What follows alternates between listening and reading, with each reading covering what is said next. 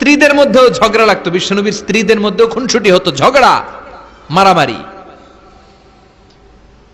বিশ্বনবীর একমাত্র ভার্জিন কুমারী স্ত্রী ছিল আয়েশা রাদিয়াল্লাহু তাআলা আনহা।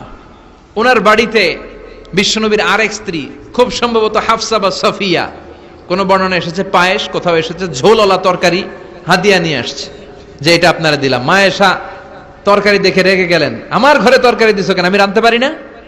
আমি নিজ হাতে রান্না করে বিশ্বনবীরে খাওয়াবো। রেগে মেগে তরকারির ঝোল নিয়ে সফিয়ার বা হাফসার গালের মধ্যে মেখে দিয়েছে। হাফসা যে বিশ্বনবীর কাছে বলি, ইয়া রাসূলুল্লাহ, কুমারী বউ তো আদর করছেন বেশি, লাই দিয়া কই তুলছেন দেখেন। ও নবী, আমি পায়েস নিয়েছিলাম আর ঝোল করা তরকারি নিয়েছিলাম, ভেবেছিলাম আপনিও খাবেন, আয়েশাও খাবে। আয়েশা কয়, আমি কি রাঁধতে জানি না, নিয়ে আসলা কেন আমার ঘরে, দিলা কেন? আমি রাঁধতে জানি, নিয়ে যাও।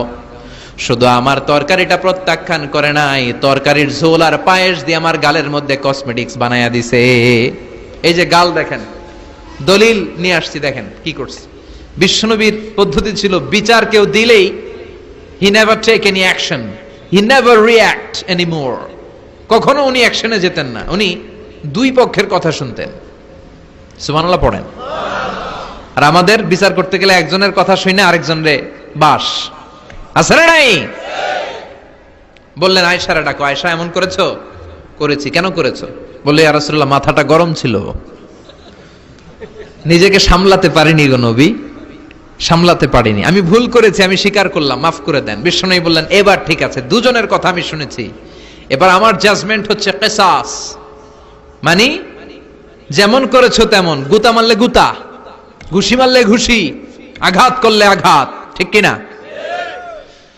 হাফসাকে তুমি যেমনি ঝোল মাখিয়ে দিয়েছো, হাফসা তুমিও বাটি থেকে ঝোল নিয়ে আয়েশার গালে পলিশ করে দাও। হাফসাও সুযোগ পাইয়া ঝোল নিয়ে মাইখা দিছে। এবার দুইজনের গালে কসমেটিক্স। বিশ্বনবী মুচকি হাসলেন, আরশের উপর থেকে খুশি হয়ে গেল কে?